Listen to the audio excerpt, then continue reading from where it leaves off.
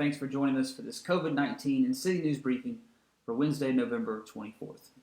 We will start with today's numbers for hospitalizations. These are system-wide numbers for Forest General and Mary Health Wesley. And a good day today. Only 8 people in the hospital with COVID-19. Of those 8, 2 are in the ICU. I know that at Mary Health Wesley, the 2 they have in the hospital are not from our metro area. Right now numbers are looking good in terms of hospitalizations. We do have one of those 2 on the ventilator right now. We have had 1 new death since Friday, bringing the total now to 259 in Forest County and 140 in Lamar County.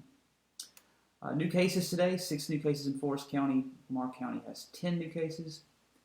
And inside 14 days, this is the number of people who've received their positive test result in the last 2 weeks. In Forest County, that's 140. In Lamar County, that's 63 for a total of 203.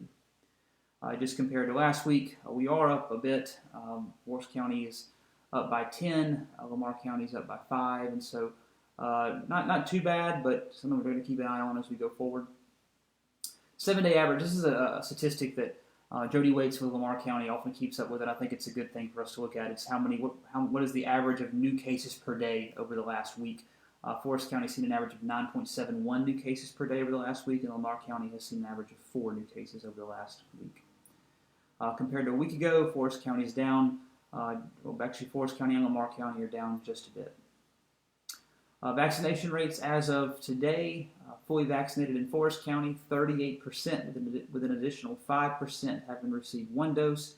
And in Lamar County, still doing well, 55% fully vaccinated, with an additional 6% having received 1 dose. They're actually crossing the 60% threshold of having at least 1 dose. That's a good sign.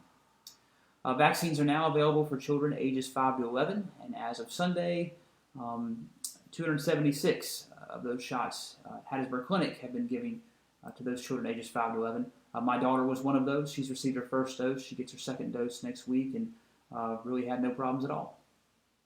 So here's where we are right now as we go into Thanksgiving and we start to look toward Christmas and New Year's. We know last year that was a kind of a tough time for us. Well, the good news right now is infection numbers and hospitalizations remain low. That's a positive sign right now. When you're having single digits in the hospital, that's a good sign.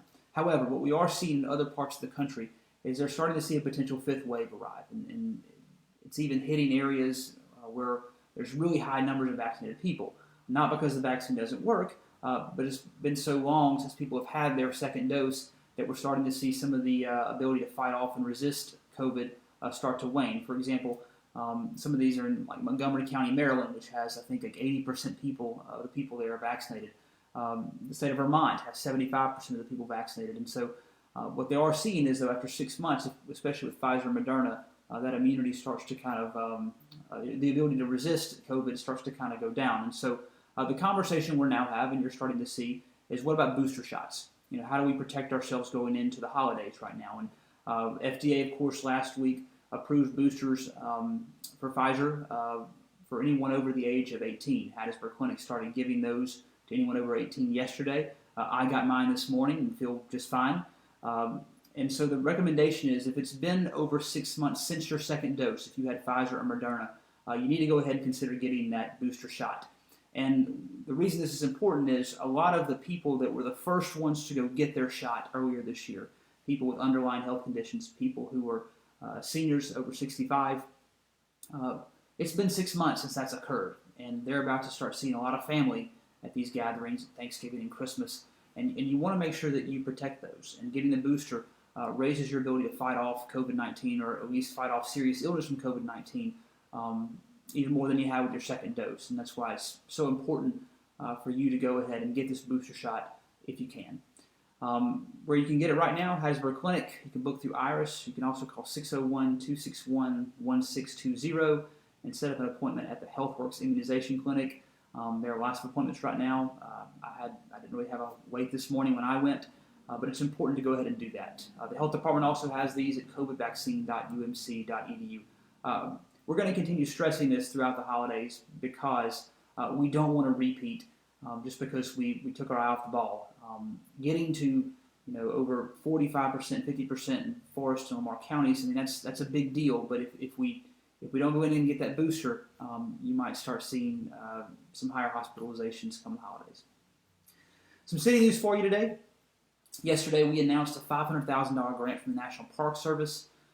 This is to assist the city to build the Midtown Green. The Midtown Green is a project that's been pushed by the Midtown Merchants Association and the University Heights neighborhood. It's only the second park like it in all of Ward 3. This is something that we will match with our 1% Parks and Recreation funds. So it's over $1 million project. We hope to start construction on this next summer, but a lot of people from our staff, Sid Gonsolin, Jennifer Showles, as well as advocates around the neighborhood, Robert St. John, all the people at Midtown Merchants, the Convilles really pushed this, and we're excited to see it take the next step. We also started paving yesterday on J. Ed Turner Road. This is up in Ward 1.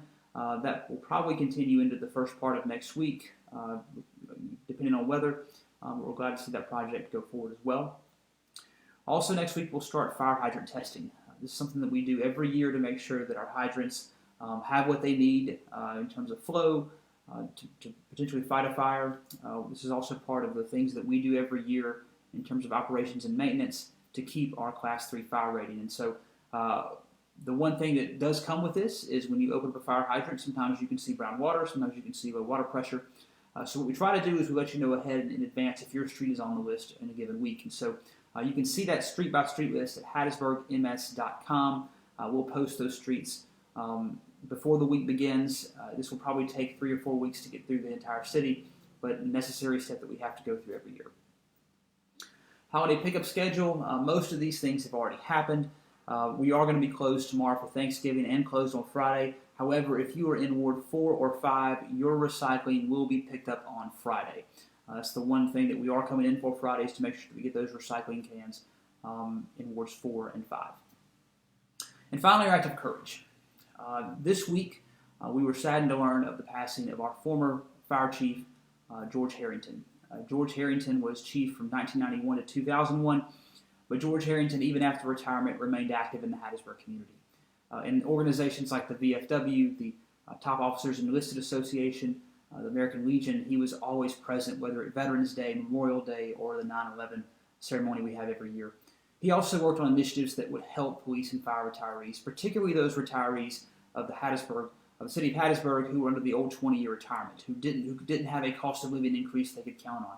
On 2 different occasions, we worked together, once when I was in the legislature and once a couple of years ago when I was mayor, to try and make sure that these retirees and their descendants or their surviving spouses got a cost of living increase. The only reason that happened is because George Harrington spoke up for it. And that's the kind of leader he was. He did not believe retirement meant that you go home and just stay there. He made sure that he remained active, that he participated in things, that he mentored other people, and we're going to miss him, and his loss is huge for the entire community. So his family, we send our prayers and condolences. His visitation will be at Temple Baptist Church on Saturday at 9:30 with the funeral to follow at 11. Also want to wish you a happy Thanksgiving. I know the last 20 plus months have been really tough, and last year we weren't able to gather safely, particularly with no vaccine.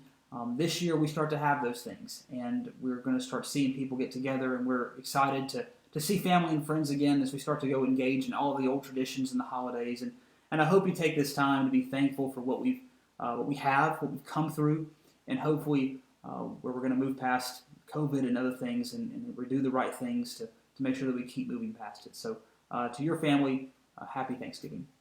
And as we go into the holiday, remember to wash your hands, take care of yourself, wear a mask when you're around others. Please get your vaccine, get your booster too. Most of all, be kind. Happy Thanksgiving.